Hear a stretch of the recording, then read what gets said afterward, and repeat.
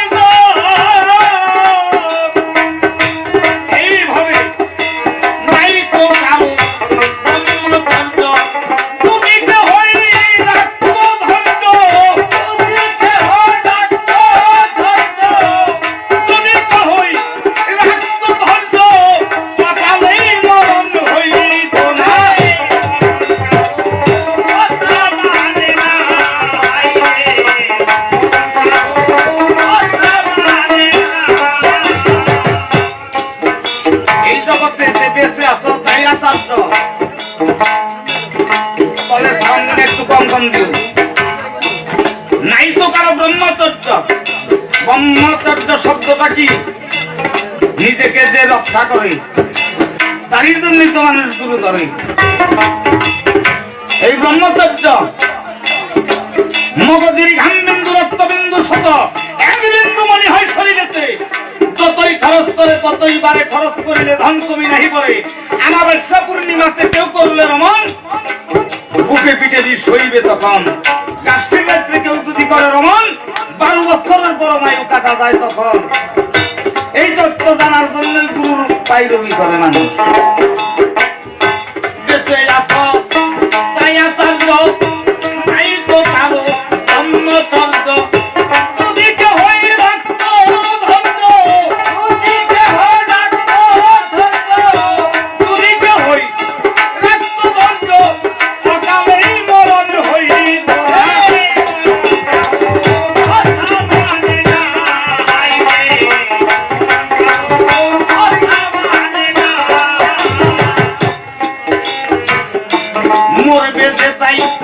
মনে রেখো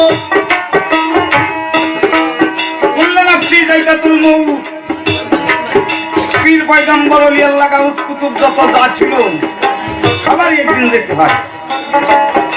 এই না আমরা যত কথাই বলি সব কথাও যদি মিশা করতে হয় এই মানুষ একদিন মরতে হবে, এটা চির সত্য কথা।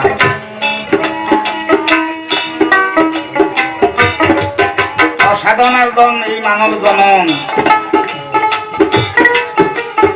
ধন সম্পদ টাকা পয়সা, মানুষ বেঁচে থাকতে যে কত কিছু চায়, মনে চায় আশা, কিন্তু এই দুনিয়াতে ছাড়তে হবে এই মনে চায় না যে আমি এই স্বাদের দুনিয়া ছেড়ে আমি এই বিদায়ী হবো, পরপারে চলে যাব, কেউ ভাবে না। কিন্তু দেখা গেল কি সেই মানুষটাই দুনিয়া ছাড়তে হয়।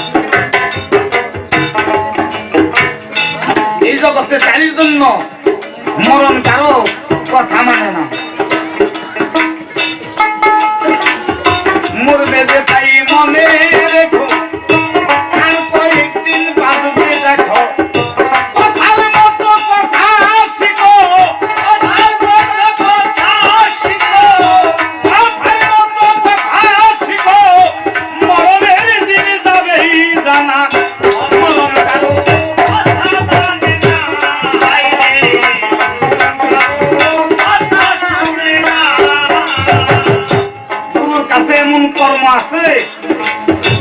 যদি সেই ভক্তে করতে পারে মরার আগ পর্যন্ত, সে বলতে পারবে আমি কোনবারে মরব।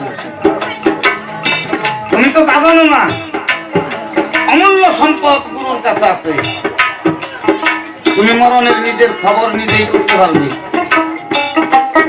যেমন বাবা পাগলার সত্য বচন নিজের কাছেই মরণ বাসন।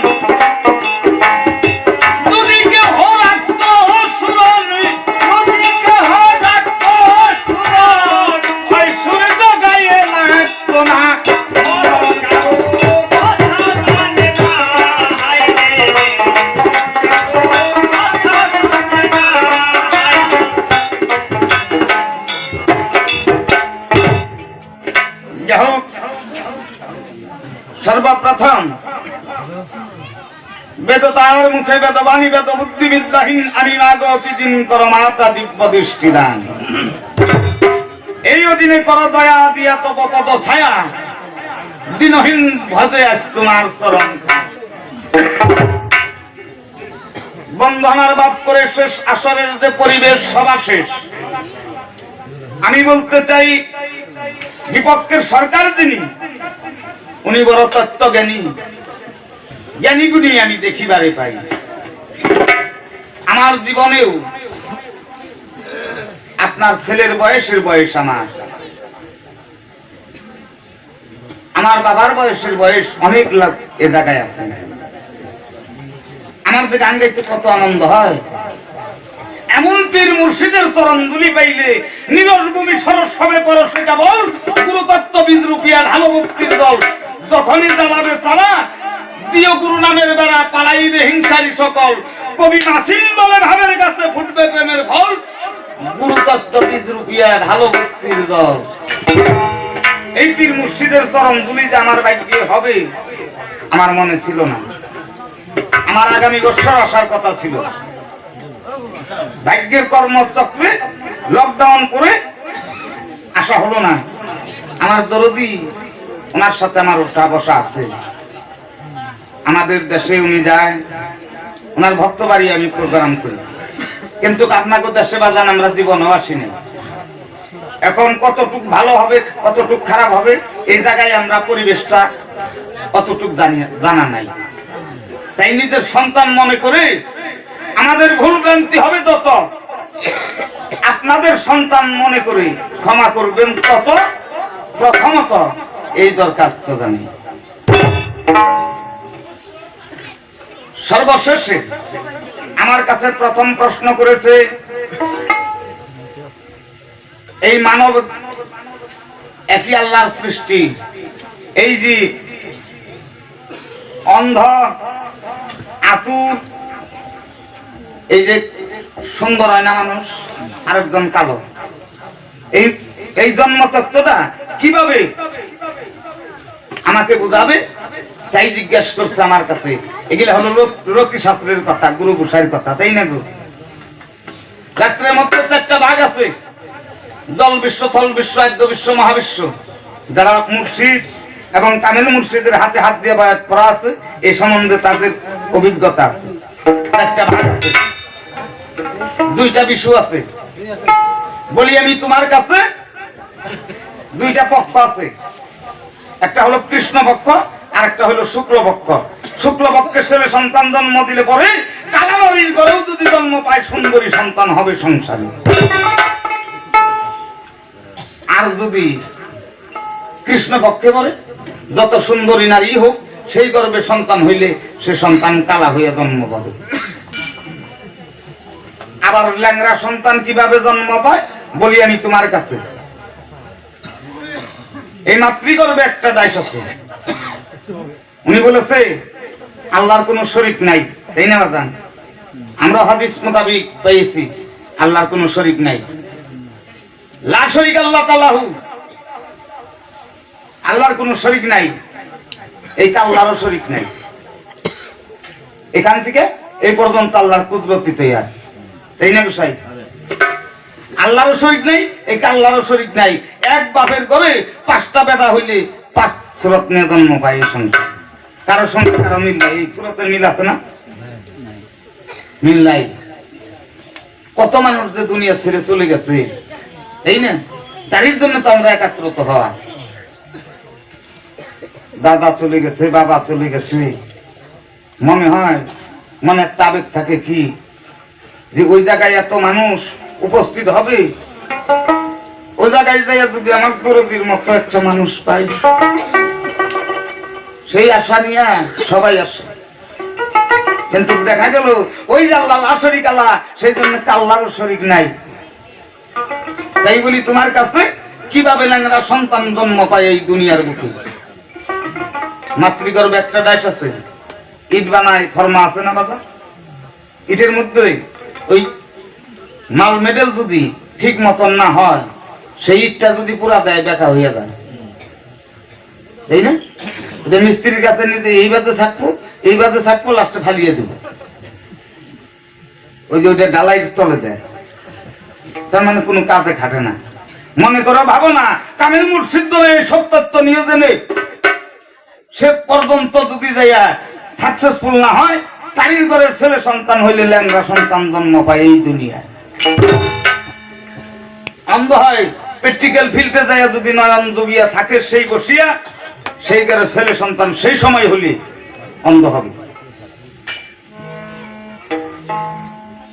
এই তোমার জন্ম তত্ত্ব চলে গেল। বলেছে মানুষ নরক, মুসলমানি মতে আমরা বলি দুদক, বস্তু একটাই, ভাষা দুইটা, তাই না? ব্যস্ত দুদক।